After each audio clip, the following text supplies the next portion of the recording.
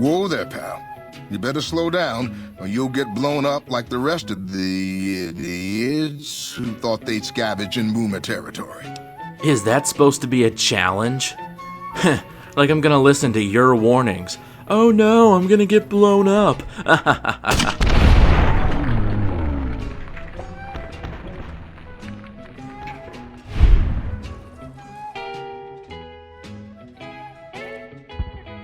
Welp, can't say I didn't warn him. Oliver Swanwick, Private Kowalski, Malcolm Holmes, all NPCs in the New Vegas fandom who are memed about dying every single playthrough, but there's one that people tend to forget about, George. The boomer betting man who indirectly calls you an idiot, makes a gamble with your life, and has a large sum of caps on his person. It's not surprising he kicks the bucket so often. Hell, he can even die to the same artillery he bets people's lives on. So, I thought I'd complete this series of meme NPC challenges by asking the question, can you beat Fallout New Vegas as George? Thing is, George doesn't have any weapons in his inventory. Since I don't feel like pummeling everything in the Mojave with my bare hands, the only weapon I'm allowed to use is Thump, the unique grenade rifle that can be found in Boomer territory. Seems fitting. I'm only allowed to wear his clothes as well, which are dirty pre-war relaxed wear and a roving trader hat. They don't provide any protection, so blowing myself to smithereens is a very real possibility. I must have George's special stats and tag skills, and I'm not allowed to have any traits as no NPC in the game has them. I'm gonna be playing on very hard difficulty with no companions, although not hardcore mode, as I have a feeling my limbs will get crippled very often. Having to lug around a bunch of doctor's bags, not to mention the weight of 40mm ammo, sounds like a pain. Finally, I must complete all quests related to the boomers before the end of the run. I imagine the two biggest problems I'll have is ammo and friendly fire. Combat probably won't be that much of an issue, as Thump can be a beast when used correctly. Now, with all that out of the way, let's begin. After Benny tries to scratch an itch in my skull with 9mm, I simply name myself George and attempt to give my character a vague resemblance to the man himself. The New Vegas character creator is about as precise as remodeling a Barbie doll with a Bic lighter, so I don't get too far. Which is a shame because George heavily resembles Gus Fring, and I always wanted to play as him. As for my stats, I try to make them match George's in-game stats, but since you have more points to assign than most NPCs, I dump the extra ones into Charisma and Luck, and simply use console commands to reduce them. My strength is high enough to wield Thump, and my average perception gives me a few more explosive points, so things could be worse. My low endurance and intelligence really worry me though. As for my tag skills, George's tag skills are, oddly enough, guns, melee weapons, and sneak, despite him not using any of these skills in-game. Melee weapons is obviously useless, but sneak might help a little bit in getting the first strike, and guns will be important for a perk later on. George doesn't have any traits besides being extremely killable, so I don't either. When Doc Mitchell says, "Ain't like I expect to find you got a family history of getting shot in the head," he's more on the money than he realizes. I say, miss me with that shit to hardcore mode, take off my jumpsuit, check that all my stats are correct, and repay the man who saved my life by committing larceny against him. I guess that tag sneak skill is already coming in handy. Speaking of skills, magazines are going to be a very valuable resource this run, as the boomers have a lot of skill checks, so expect me to search every mailbox I see. I also do some general looting around the town, getting a repair kit and some scrap metal from Victor, swiping some food and drink, and checking wardrobes for my signature outfit, although I have no luck in finding it. The scrap metal will be important later, you'll see. The graveyard's my next stop for some cigarette butts and a snow globe. Considering how expensive 40mm grenades are, these things will come in handy. I then buy a doctor's bag, a salesman weekly, and some stim packs from Chet, selling him all my DLC items except the mercenary's grenade rifle, as I thought I could use it to repair Thump later. You can't. Speaking of which, the game starts you with 20 40mm grenades for the thing, so I'm off to a decent start already. I get a locksmith's reader from Sunny Smiles, but even that isn't enough to get my lockpick to 25. Some absinthe, which boosts your perception, just about does the trick, letting me crack open the schoolhouse safe for some decent early game loot. Speaking of which, Gene's skydiving contains a stealth boy this time, which I don't think I've ever seen before. I guess I just got incredibly lucky. I take the path through Hidden Valley and past the centaurs. Their spit I dodge with my epic gamer skills. Well, for the most part. I deeply apologize. Neil warns me that Black Mountain is a dangerous place, to which I promptly ignore him to do the shortcut to Vegas. My attack sneak skill comes in clutch yet again, which is good as the mutants can kill me from almost full health in a single shot. I can already tell my low endurance is gonna bite me in the ass. Sort of like this bullet. I managed to dodge insert obligatory Indiana Jones reference here, and make my way from Repcon HQ to the Cassidy Caravan's wreckage, which I promptly scavenged for supplies. After all, George does say, I've made some cash from gambling and some cash from reclaiming goods that are no longer being used. I then stop at Grub and Gulp for another Salesman Weekly and begin my long trek to the Boomers. On the way, I piss off a heifer who contracted mad cow disease, and this scares a Crimson Caravan guard, who has a gun by the way, so bad she hides in a dilapidated building. Maybe she's just lactose intolerant. Even though I'm getting way off track, I buy some more grenades from Vendatron so I'm not completely defenseless once I get my gun. Another thing I need is a roving trader hat, and luckily Malcolm Holmes is one of the few NPCs guaranteed to wear one. I assumed obtaining it from him would be fruitless due to my inability to attack, but to my shock he starts fist fighting a two-headed cow. Man, the level of lactose intolerance out here is just disgusting. Unsurprisingly, he quickly concedes to the beast, and I am treated to the sight of Malcolm Holmes getting a taste of his own medicine. How's it feel to be the one getting chased for once? I leave him to his fate, hatless, and head into the field shack. It's right next to George and contains a variety of piecemeal goods, so considering George's propensity for scavenging, I can only assume it's his house. Therefore, I take everything that is rightly mine. And then, I see him. The man himself. The Boomer, that's not really part of the Boomers. George. In these videos where I try to beat the game as a certain NPC, it's sometimes unclear whether I'm supposed to be the original or an imposter or what. So let's just keep it simple and say I'm a synth sent to replace George. However, I will humor his wager to blend in, the only issue being that I lack the caps. Luckily, Repcon HQ, which I discovered earlier, has a pile of fiend corpses with loot free for the taking, and the Crimson Caravan Company has some stuff to steal from the most inattentive caravaneer in existence. Selling all this to Vendatron nets me more than enough caps, letting me get some extra ammo in the process. I read George's instructions and attempt to make it past the rain of hellfire to... mixed results.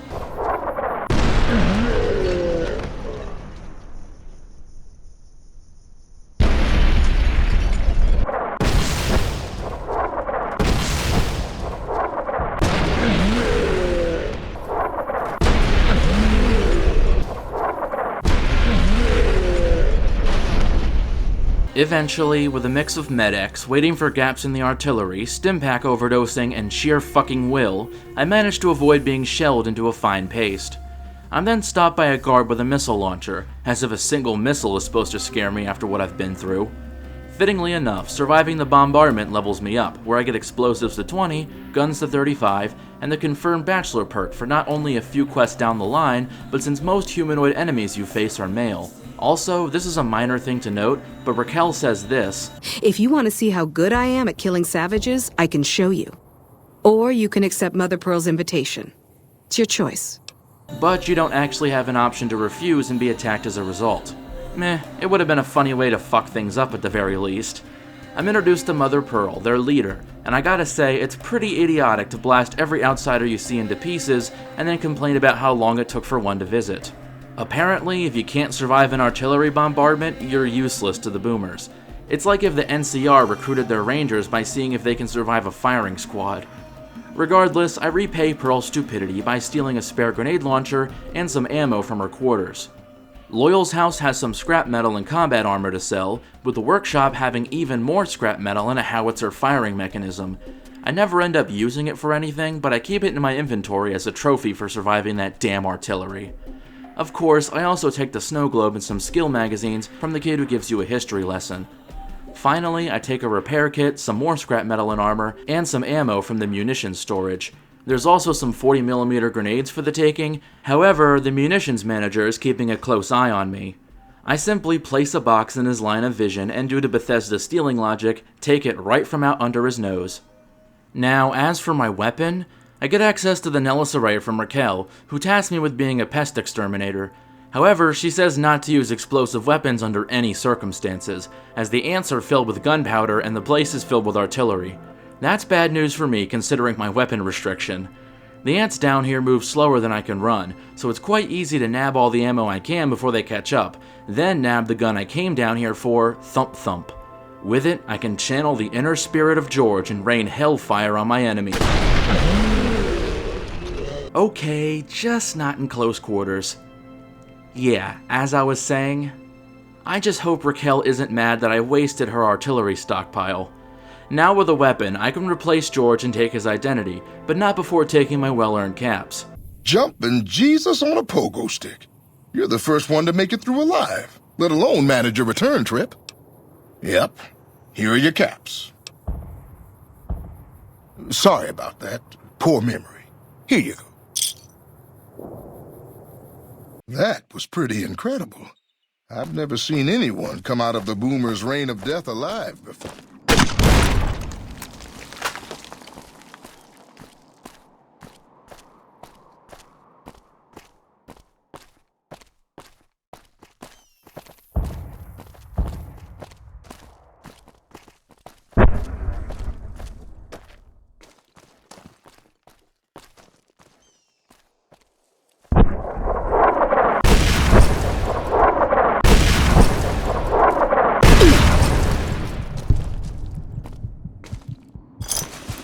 Now, I am become George, Destroyer of Worlds.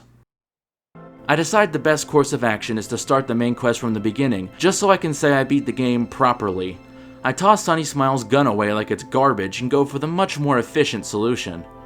Sunny Smiles doesn't seem satisfied though, so I complete my target practice by shooting stationary targets at point-blank range. Whatever works, I guess. I head into the Prospector Saloon, only to see a different explosives-themed faction in town. Hate to break it to you, but there's only room for one. Buy something? Again, not suitable for close quarters. Gotta remember that. Well, once he makes the mistake of going out in the open, I blast him so hard he slides like he's on an ice rink. And then flashes me the OK sign as he dies. Even in death, he made me look. While I could easily take on these jokers with just my trusty Thumpy, I figure making a militia to cover my back isn't the worst idea in the world. Trudy is easy to convince using my sneak skills. Easy Pete, the immortal being he is, isn't so easily persuaded, forcing me to read his holy scripture. Guess you know what you're doing. I'll go dig it up and get it ready. These gangers don't stand a chance with two explosive enthusiasts on the same team. A salesman weekly convinces Chet well enough, and Doc Mitchell helps out of the kindness of his own heart, meaning it's time to turn the powder gangers into a fine powder. I start out by carpet bombing them from afar, thinning out the crowd, then move in to pick off the stragglers. Since Joe Cobb is dead, that only leaves two melee opponents that I can't kill without blowing myself up. Since I'm at such low health, I lead them into a barrage of pistol and shotgun fire, and since those weapons are best at close range, they go down without a sweat. Victor then shows up to warn me how dangerous it is out here, as if I wasn't just in a massive firefight. Hey, why didn't you help us beat the powder gangers, come to think about it? You have guns for hands and can download yourself into another body if you die. Whatever, let's just go to Primm. On the way, I come across a camp of powder gangers, but my grenade makes a chain reaction with their dynamite and charges, blowing them all up in one shot. Man, that felt good. I also take care of the NCR mines the same way, so I can head into Primm and perform concussive maintenance on the convicts here. Doing this levels me up, where I spread out my points between a few different skills. The boomers have a lot of skill checks in store for me, making this jack-of-all-trades approach my MO for now.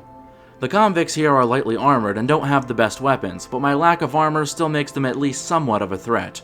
The ones with melee weapons are really annoying, as I have to kite them just to make enough distance to not blow myself up.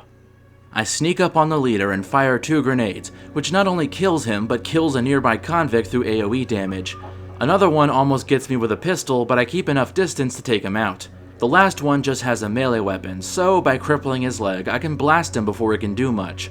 With Beagle freed, I trek to the Mojave outpost to find a new sheriff for Primm, taking a pit stop at Jackrabbit Springs for some decent early game loot. There are centaurs, sure, but they're quite slow and their projectiles are easily dodged. I then come across a poor guy being attacked by a goth girl, and so I attempt to provide assistance. Unfortunately, a grenade rifle isn't the best weapon when it comes to taking a side. Oliver Swanwick is relatable to me, as he's also an NPC that forces you into dialogue and dies pretty much every playthrough. For the crime of being a former powder ganger, though, he must die. You know, now that I think about it, the Legion are in an awfully tight grenadable group. Okay, I'm gonna need a better tactic. I wait until they get out in the open and then get in front of them so they're all in my sights at once. Using VATS, I'm able to injure or cripple most of them and then almost kill one of their dogs. I keep my distance and then follow up with a volley of precise shots to take them out one by one, strafing so Volpez doesn't rip and tear me until it is done. As for him, his dog is so close to death that even catching it at the edge of my blast finishes it off. Using some soda to heal so I can tank my own damage, I aim right behind Volpez to catch him in the blast without completely obliterating myself in the process. These explosions, karmically, leave him in a state similar to boxcars, letting me strafe backwards and blow his stupid hat right off his skull. While this does put me on the Legion shit list, come on, can you really expect me to resist when I see such a perfect group of enemies to explode? I then take a wide berth around the raider ambush to dance with the ants instead, since as I explained earlier, they move slower than you can run. I unload some stuff onto a trader only to see he has 14 40mm plasma grenades for sale. You bet your sweet ass I swipe those with no hesitation. I commit psychological warfare for the same Legion that currently hates my guts, which levels me up, getting guns to 40, repair to 20, and the comprehension perk, which may as well be called the fuck your stupid skill checks perk. I then turn in the same news about Nipton to Ghost for even more EXP. The confirmed bachelor perk comes in handy, as you can rizz up Major Knight for free repairs, plus I get him to send more troops to Primm without needing to pass a skill check. With law, order, and taxes restored to Primm, I begin to head to Novak, but come across some ruffians on the way. Luckily, I'm able to snipe 2 of them with my epic gamer skills. What I didn't expect, however, is for them to use my own weapon against me. Touché.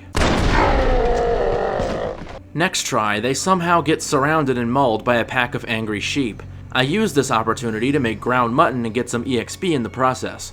As you may remember, the Legion hate me, so it only makes sense to give this caravan a head start in destroying them. Like the scavenger I am, I sift through the carnage for personal gain, the caravan not minding that I'm selling the possessions of their buddies back to them. My assistance does not go unpunished, however, as the Legion assassination squad comes to cross me off.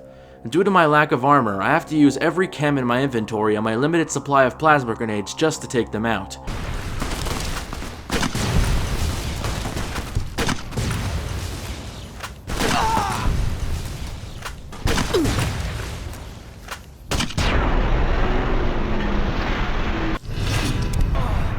Doing this felt pretty satisfying, but I know it's unsustainable, so I'll have to get that pardon as soon as I can. My time in Novak is brief, as I just used the confirmed bachelor perk to get Manny to spill the beans. Trying to fight all those ghouls and nightkin in cramped corridors for come fly with me? Yeah, that sounds like a nightmare. On the way to Boulder City, I wanted to see if I can get into Helios to pick up the solar parts early, but I'm gonna need a Meeting People magazine for that. I still tease Haggerty to see how far I can push it before she guns me down.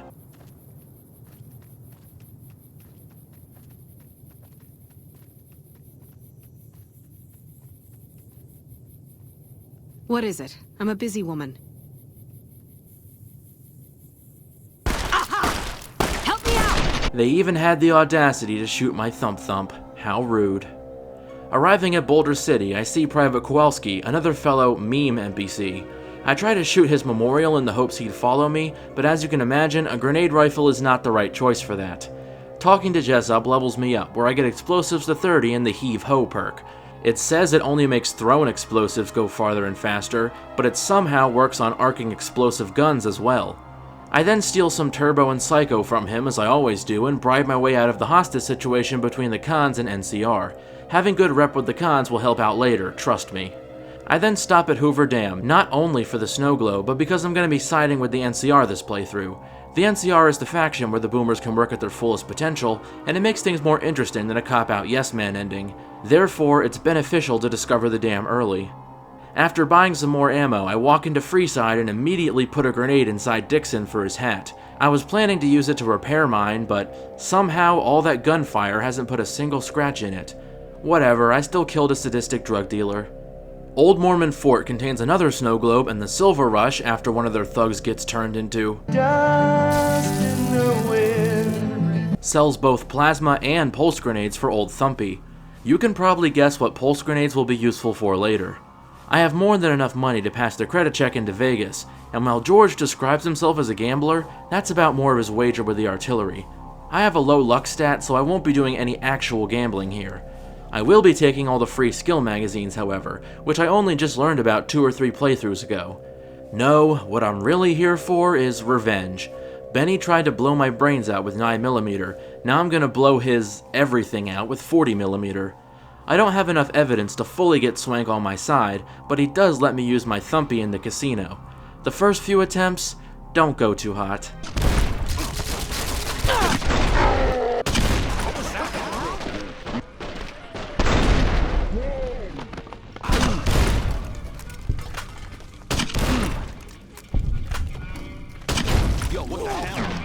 Eventually, I get the idea to use the high ground to my advantage, which works like a charm. Benny almost mag dumps me still, so I wait for him to come up the stairs and then turn him into pate before he can react. Oddly enough, when I leave the casino, the NCR trooper reaches me before the Legion one. I guess Hilario just ain't as quick as the old Fox Volpez. My next stop is Vault 21, where I pickpocket Sarah for her keys and then raid everyone's dressers for clothing. I'm not doing this to be a pervert, I swear. I just wanted to find some more pre-war relaxed wear to repair mine with, that's all. Although the caps and chems you can find here don't hurt either. Neither does the snow globe found in Sarah's room. Ambassador Crocker's first assignment for me is helping the Boomers, my kin in spirit, which is something I must do for the stipulations of this run anyways. But before that, I stop by Mr. Abode's place for the pre-war money and illicit drugs he has lying around. I level up here from completing a challenge, getting explosives to 40, medicine to 30, and the grunt perk, which is the reason why I got my gun skill so high. It increases the damage of Thump by 25% with no strings attached, so it's honestly a no-brainer to take. I don't feel like sitting through Mr. House's showcase, so I use console commands to speed things up, leading to some interesting results.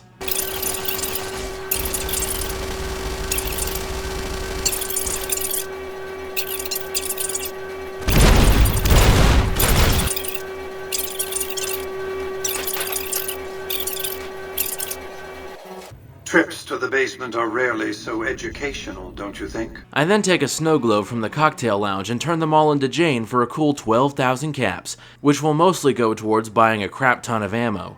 I get to work on the Boomer's ant problem right away, as even though they recommend not to use explosive weapons, you'll be fine as long as you keep your distance. To be honest, this quest is just kind of annoying, as you just have to keep waiting for the ants to show up in waves, instead of being able to kill them all at once. Next, I use a Milsurp review so the teacher embraces her American roots and teaches the kids how to make bullets. I used a confirmed bachelor perk yet again to convince Jack to let me help him with his relationship, then unload all my scrap metal on him for some easy reputation points. Not like I need them. There's actually another quest here that involves handing over your hard-earned items, and that's giving missiles to Raquel. I feel like a lot of people missed this one. I also sat through Pete's speech in the middle of giving a girl her teddy bear back, but it was so uneventful I'm not even going to bother including it. Using a magazine lets me treat the medical patients, and then I get to Jack's little crush. Talk to her, talk to Jack, talk to her, talk to Alice, talk to her, wait. Boring but easy experience. Also, I don't know if it's just me, but this quest has some of the worst voice acting in the game. Hello. It's great to finally meet you. Hi there. It's great to meet you as well. I'm glad you made it out here. You're even more stunning up close than you were at a distance. And you're even more handsome up close. On a whim, I decided to do a quest I've literally never done once in all my time playing this game. A final plan for Esteban. It's no wonder why. The quest isn't even marked on your log, and the NPC who gives it to you is both in a somewhat obscure area and looks like any generic NCR trooper. She wants me to get her husband's corpse out of the middle of Fiend territory, which is easier said than done considering they have invisible mines all around it. Seriously, they're worse than the satchel charges from Lonesome Road. There's no way to notice them or disarm them to my knowledge, and they blow up instantly, so it feels more like a middle finger to the player rather than a fun obstacle. What ends up working is using a stealth boy so the snipers don't notice me, healing so I can tank the first trap, and then dragging the corpse out the same way I came in so I don't trigger any others. It is a really nice detail that the NCR react to your HP level when finishing the quest though. That's a nice touch.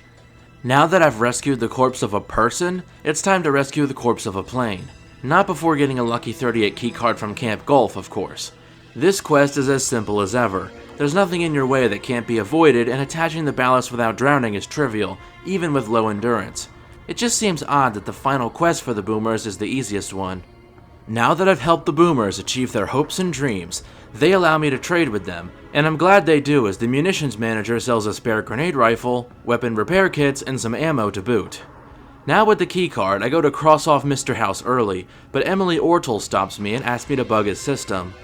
And then stops me again after I walk a few feet. Jesus Christ, lady, ever heard of patience? Getting past Mr. House's bots is easy thanks to the power of...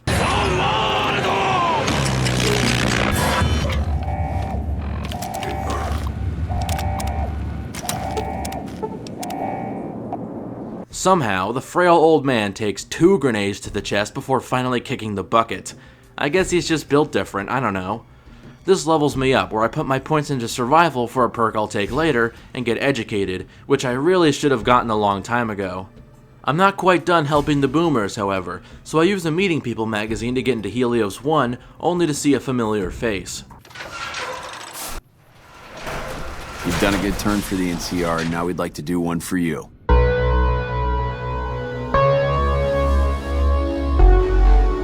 Repairing the arrays officially means I've completed all the boomers' quests, as long as you don't count giving drugs to children. Next on the agenda is dealing with the kings. I decide to do this the diplomatic way, which means finding out how Oris is such a popular bodyguard. Out of curiosity, I wanted to see what would happen if you killed the thugs before Oris comes to save you from them. The answer is this.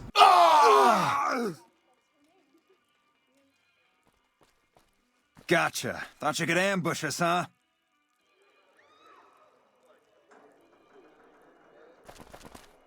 Don't distract me. I need to focus all my senses on keeping you safe.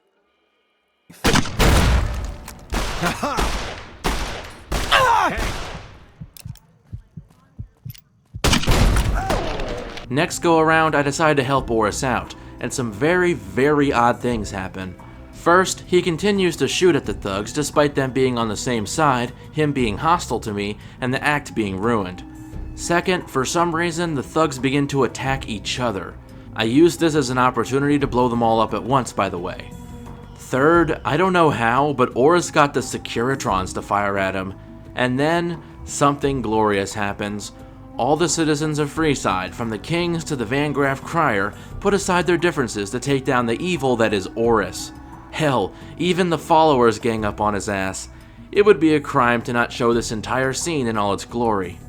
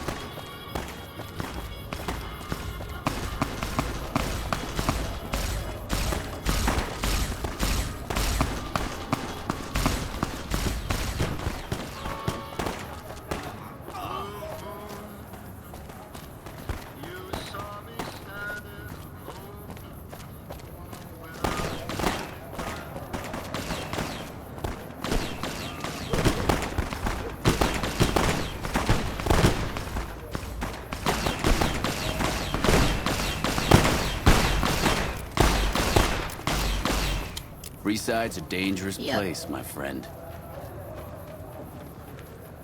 Freeside's a dangerous place, my friend. The rest of the quest goes normally, although I noticed that for some reason there's 2 NPCs at the food bank you can give the password to, even though one would suffice, and that one of them switches between voice actors. I guess you're not getting in here then, are you? Word is you're getting popular in the strip. I love to nitpick, how could you tell? However, I am led down an outcome of this quest I didn't even know existed, the violent path. See, if you don't get informed about the attempted liaison and then relay this to the king, you have to solve the shootout with Pacer using violence. Approaching the NCR causes them to shoot you instead of giving you a warning. Obviously, I can't just kill the NCR as I'm siding with them, so instead I fry Pacer with some plasma grenades. I assumed using plasma grenades would count as an energy weapon for the purposes of assassinating him, but it turns out this isn't the case. Oh well, next assignment is to put the Great Khans out of commission, for which more gives me access to the NCR supplies. Supplies that include... oh my, this is just glorious.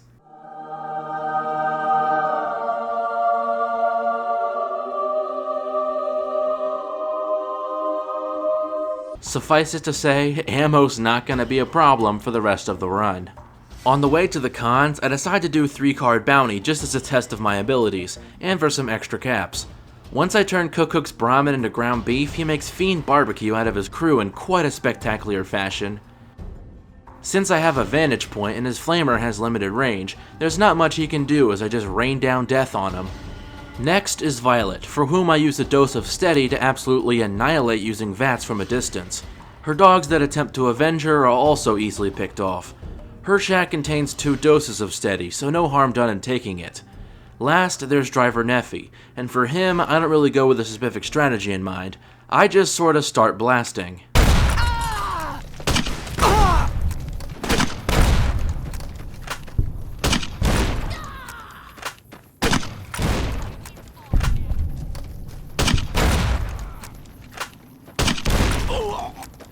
He's much faster than most NPCs, and I don't even manage to cripple his legs, but due to the distance between us, I can pick him off before he reaches me. Remember when I said being nice to the Khans would come in handy? One reason is Jack's chems. I buy him out and reset his stock 3 times, giving me more than enough chemical assistance for the rest of the run. I then wanted to wait for them to be isolated so I could blow them up, but for some reason waiting caused this one comm to jump back into position over and over. I eventually give up and start blasting anyway. Their close proximity and me taking cover scores me the win without much fuss, leaving just the bystander. He has a hunting revolver that can tear through my unarmored ass, but as long as I let him waste his bullets by hiding behind cover and get him while he reloads, he's not so bad. Due to me already having helped them, this only drops my reputation to mixed instead of being shunned or hated. I sleep to heal myself, but am awoken by a random Khan who says this. You've seemed a little bipolar lately. Maybe you're having withdrawal symptoms? Talk to Jack. He'll be happy to sell you some top-quality chems. Well, that's one way to put it. I'm doing this in the dead of night for extra stealthiness, although I'm not sure how much you can have with a grenade rifle. That goes double for plasma ammo, as while it is nice being able to one-shot people, I can't help but wonder how the other Khans don't notice a green light show occurring in their camp. The Khans are numerous, have hard-hitting weapons, and I'm essentially a sitting duck out in the open. What ends up working is using a stealth boy in a variety of chems, then attacking with plasma bombs from a distance so they don't notice me as much. I then strafe around and use VATS to pelt them with grenades from afar, using my Stimpack hotkey if I get too low. With a mix of skill, will, and sheer fucking luck, I managed to come out on top. The ones higher up are easier to deal with as most of them are bunched up in tents where I can blow them up in a contained fashion. Some of them, like Regis, even have to waste time waking up, time I can use to pulverize them. One of them almost manages to end me, but healing and getting behind cover clears up that problem quickly. This slaughter levels me up, where I get explosives and medicine to 50 and the travel light perk. Being able to backpedal faster will be crucial for making distance with melee enemies. Now, as for the longhouse, even I'm not really sure how I pulled this off, so I'll just show you what happened.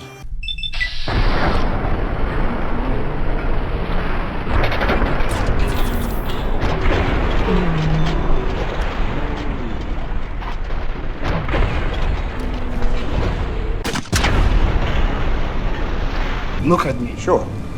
Look at me, sure. I'm the captain now. With the Khans discontinued, the next task is stopping whatever the Omertas are up to. To start this quest, I speak with Lisa O'Malley, who, fun fact, is level 20 and has guns, melee weapons, and explosives at 100. She may seem like a harmless receptionist, but it turns out she's a badass sleeper agent. I always like subtle world-building touches like that. She tells me the receptionist at Gomorrah owes the NCR a favor, so I exploit this to find out who to talk to, Kachino. I think you already know how this quest goes.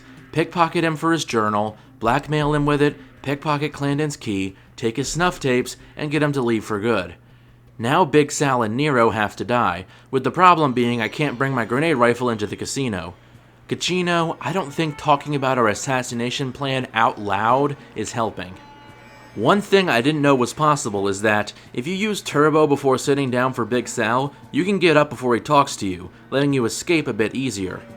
Kachino predictably gets murked, although his escape attempt unlocked the door for me, making it now a matter of luring Big Sal and Nero into Omerta thugs until they die. However, when I get too far away for too long, this happens. Take a seat on the couch, please, so we can have a little talking time. Take a seat on the couch over there. Nero and me want to have a little talk with you.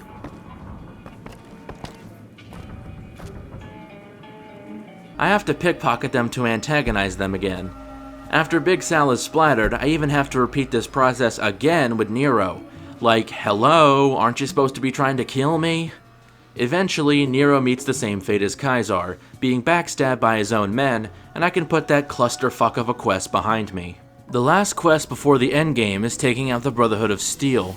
Considering I have an atomic cocktail for energy weapon resistance, an assload of other drugs, and pulse grenades from my rifle that turn power armor into electric chairs, I think it's easier if I just show you.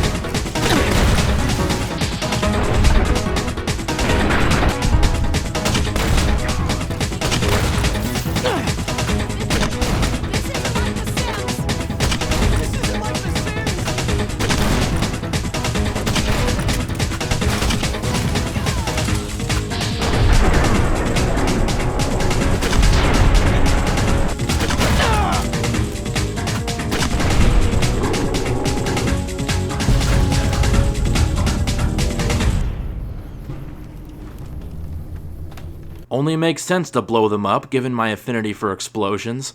I head to the Silver Rush to buy some more plasma grenades for the final battle when, well, this happens.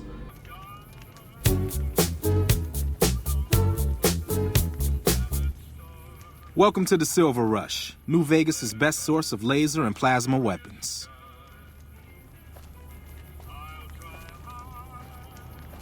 I swear, this game just gets weirder and weirder every time I play it. A bit of tedious waiting and buying later, I do the same thing with Julie Farkas for more medical supplies, mostly stim packs, then get ready to protect the president. I accidentally found the most anticlimactic and efficient way to complete this quest. Just pickpocket the engineer's detonator and confront him before he reaches the vertibird. He'll get his head popped like a firecracker and the president will just fly away, not even having a chance to step off the landing pad, let alone perform a speech. In conclusion, it probably would have been better to not have him arrive at all. Finally, I speak with General Olive Oil, who assigns me to take out the legate by crossing the Hoover Dam, which is infested by Legion forces. First, I level up, dumping all my points into explosives, and then deliberating whether I should get splash damage or hit the deck. Since I'm about to fight a melee opponent and my gun has good accuracy and range anyway, I decide hit the deck is better for my survival. The Legion soldiers have good armor, and their weapons hit hard against my unarmored self, so I have to be careful. At the very least, they make things easy on me by appearing in tight groups that can all be blown up at once. Melee ones that pine for my ass are still an issue, but at least I have enough ammo to experiment with different distances. Another issue is that it can be quite troublesome to blow up the Legion without also blowing up your NCR allies. Doing this too often can even make them hostile, forcing you to kill them. At least I level up in the middle of this, where I almost get explosives to 100. One group of Legion only shows up if you get very, very close, at which point firing is guaranteed to end in my death. Therefore, I have to waste a dose of turbo, which I was planning to save for the legate to take them out. Sometimes it's better to just let the NCR handle the job, sometimes not, and sometimes it's better to run like a pussy. The dam itself is a more open area with cover and fortifications, so I fare much better out here.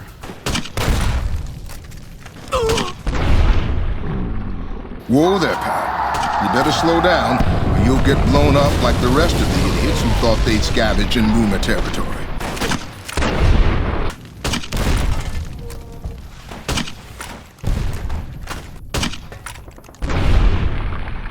As soon as you step into the Legate's camp, there's 2 Legion soldiers on either side that are too close to blow up, meaning I have to make distance and pray I can tank their attacks long enough. The Praetorian would normally be an issue, but he displays his tactical prowess by getting stuck on a rock. The other soldiers I can mostly just snipe from a distance. Hell, I don't even leave the dogs or the Brahmin alive. For the final fight with the Legate, I take every consumable that could be remotely useful, make sure my gun is repaired to full, and switch to plasma ammo. Even still, it takes more than a few attempts.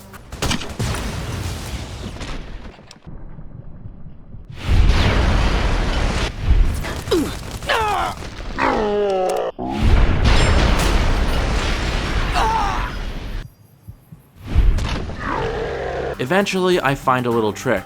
If you're attacking, NPCs can't force dialogue on you, such as Volpez, Oliver Swanwick, and the "Hey, where the hell do you think you're going? Primm is off limits" guy. This extends to Legate Lanius. What's more, if you enter the area he's supposed to talk to you in and then leave, he'll follow you all around the camp. I thought I could get him away from his guards and take him out in a more controlled environment, but no dice. Eventually, I get a lucky attempt where I manage to kill both the Praetorians with time to spare. I take both doses of turbo and drop another save. By pelting him with plasma grenades and using the cliff to kite him, I manage to get him into his retreat phase. He then tries to go into a corner to heal, but I shut that shit down as soon as possible. There's a few gunners up in the hills, but by spamming stimpaks and using VATs, I'm able to take them out. The rest of the soldiers are melee opponents that get stuck in place just long enough for me to deal the finishing blow to the Legate's army. I stand over my broken foe and take off his helmet, only to see he looks like Alchestbreach. Suddenly, I'm a lot less intimidated by this guy. With the day 1, General Olive Oil tries to outdo me in the dramatically walk in front of an explosion department. I'll let you decide who did it better. With the help of the NCR, the boomers can continue having fun blowing things up, although it comes at a grave cost. The boomers are now more trusting of outsiders, making my role in wagering who can get past their artillery meaningless. I realize that, in my haste to help others, I have stripped all purpose and meaning from myself. With a heavy heart, I declare that, yes, you can beat Fallout New Vegas as George. Hey everyone, thanks for watching yet another video. I appreciate any support you can give me so I can make similar content for you in the future. If you liked the video, leave a like or subscribe. It only takes a second, but it helps me grow a ton. If you didn't like the video, leave a dislike and give constructive criticism so I can improve. Also, leave your ideas for new videos in the comments.